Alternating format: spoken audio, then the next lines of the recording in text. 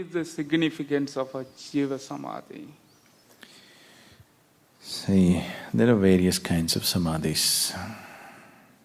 Samadhi means, literally, sama means equanimous, dhi means buddhi or the intellect. When your intellect becomes equanimous, when it loses the discriminatory dimension and just becomes perception, this is called samadhi. These samadhis have been categorized, for the sake of understanding, into 8 stages. Among these 8 stages of samadhi, these also give, in terms of experience, different levels of ecstasy for a person. And there are final stages which are not even ecstasy, which are absolute boundlessness. There is no joy, there is no ecstasy, there is no nothing, it's simply a complete state of boundlessness. And the ultimate samadhi is called Mahasamadhi, which some people are calling Jeeva Samadhi, where a person actually sheds his body consciously. See, to walk out of this body consciously without damaging the body.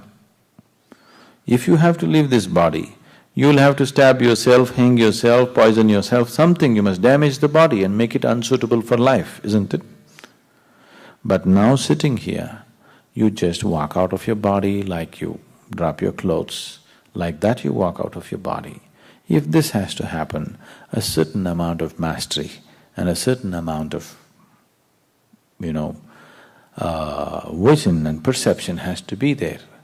So, many yogis in India have left like this, even today it is so. Among ourselves, certain people have left like this. Young people, they decided to leave and they left. Because they had certain mastery, they had completed all the process of life within themselves, so they decided to leave. The body was still young, they could have lived on. Right now, among us, there are many people that if we let them progress, they will leave because they've completed everything that they have to do. Their life is completely fulfilled, they will leave the physical body. So usually, we peg them down on the last step so that the physical body also runs its full cycle. Such people are useful to the world. So I am always pegging them down on the final step so that they will… little bit of slavery, let them serve the world a little bit because they have a different sense of understanding and experience, they're useful people. If we let them go, they will go. This also needs to be understood. For most human beings, their moment of enlightenment and moment of leaving the body are same. Once your energies hit a certain peak, then this physical body cannot contain it anymore, it has to release it. These are the 2 things you need to understand. If the energies become feeble, then also physical body cannot hold it. This is what old age and death is.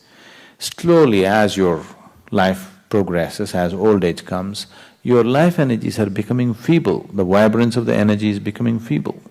If this drops below a certain level, that person will leave the body. Because physical body, if it has to hold it, it needs a certain level of vibrance, otherwise it cannot hold it. So if it drops because of feebleness, we say he died out of old age. Very few people are dying out of old age, they're breaking something in their body before old age comes. Yes? You die of heart attack, you die of this or that, this means you broke something in your body. When people die of old age, they die in a certain way. It's slowly ebbing down because the vibrance is gone in life. This is old age and death. Another way is you pushed your energies beyond a certain intensity. Beyond that also the body physical cannot hold it, so it leaves.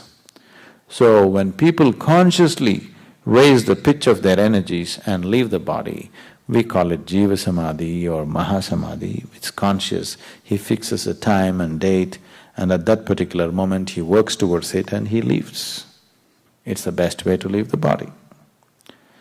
If one can do their death also consciously and gracefully, is it not wonderful? Isn't it the best way to do it? That's the best way to do it. What time he chooses is up to him.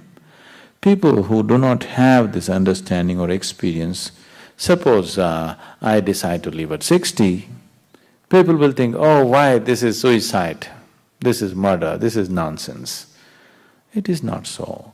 You will never be satisfied. There was a yogi in South India whom I knew right from very early age. I met him in a strange way.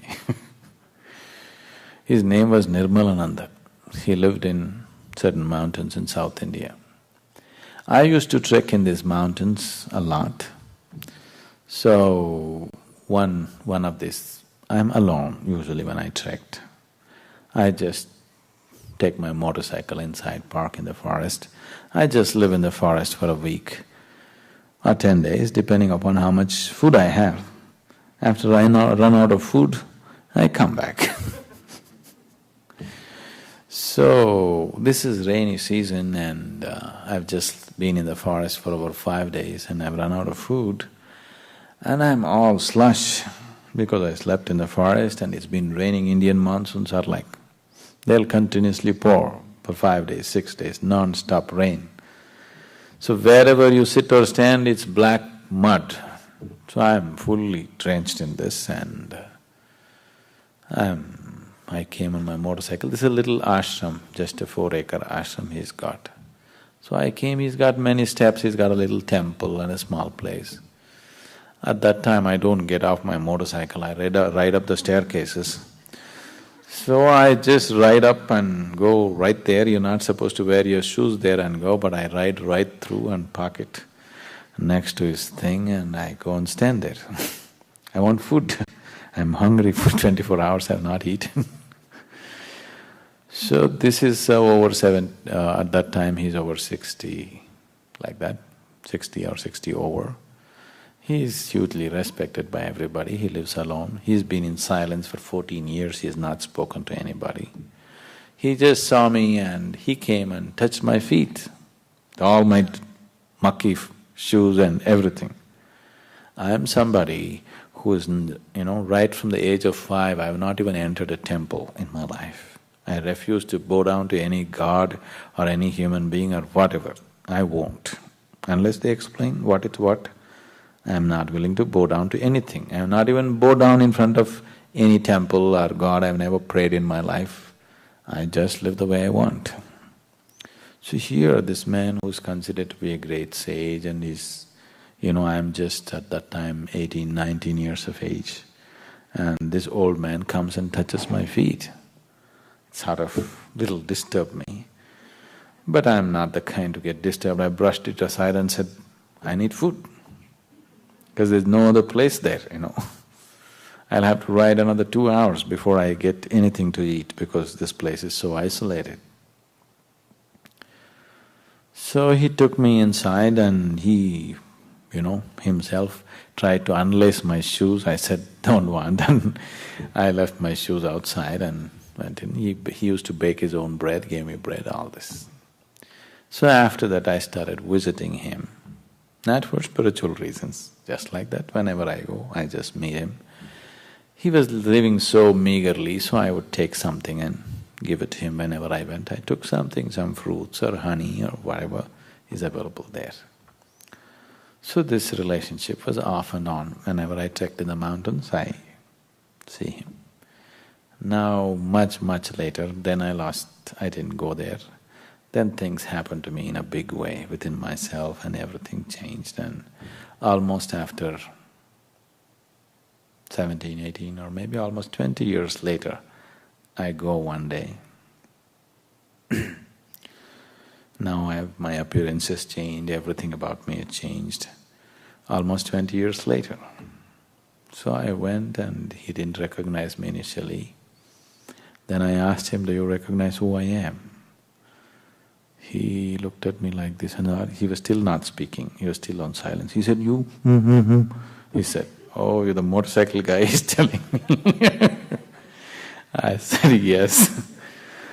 And then, he really was very happy I went, many things happened. A few years I kept in touch with him after this. Then at the age of 74 or 74, he decided to leave his body. So he said, I want to leave my body like this. I want to die as a yogi, not as a rogi. That means I want to die as a yogi, not as a sick man. I don't want to get sick and die, I want to die with dignity. I said, fine, what's the problem, you leave. He's more an intellectually realized person, not energy-wise, there's no sadhana. So then he sat with me, he wept and he said, you must tell me how to leave. I'm struggling with this. He also built his own grave and everything, got everything ready, but he was having struggles as to how to leave. Then I had to teach him some simple methods, what he needs to do to leave the body, how he needs to prepare and all those things. Then he decided to leave and he announced to all his people. He never left this 4-acre ashram for almost 27, 28 years. He just stayed within that. But he wrote letters to people worldwide. People from all over the world visited him. Every day he wrote over 120 to 130 letters. He just wrote letters to people everywhere in the world, so based on that people used to come. So he announced to all his people that he is going to leave. When this started happening, the local rationalist association, in India these rationalist associations are there. They are virulent, they believe they're revolutionaries. So they said, this man is old man is going to commit suicide, we must stop it. Then I went to meet him and there were 2 policemen in the ashram. So I went there, he broke down and cried, see, they put police in my ashram. He is that kind of man, to do his daily worship, he won't even pluck the flowers from the trees. It has to fall down, only then he'll pick it up. He will never pluck a flower or a fruit from the tree. Only after it falls down, he will eat it, only after it falls down, he takes the flowers. He lived so gently. And now they put 2 police people there just to see that he doesn't commit suicide. So it really hurt him. He said, see, they put police in the ashram, they think I'm going to commit suicide. And I said, don't bother, you do what you have to do. Let them be, it'll be a good thing, under observation if you leave your body, you know. And I spent last things a little bit, he spent some time with me because I guided him through a few things. And the last letter, after the thousands and thousands of letters he wrote one letter to me saying, this is the final letter I'm writing in my life and this is to you, and something thanking me for this and that. And about 50 people were sitting, he sat in a cross-legged posture in front of the police, he left his body. So, this is conscious way of leaving the body. This is the best way to do it. If you do this, that is really the end. Normally when people die, you say they are no more, but that is not true. They are no more the way you know them, that's all. If you live your body like this consciously, you are truly no more, the game is up. It's a full cycle. Everything is back where it should be. For more on Sadhguru, visit www.ishafoundation.org.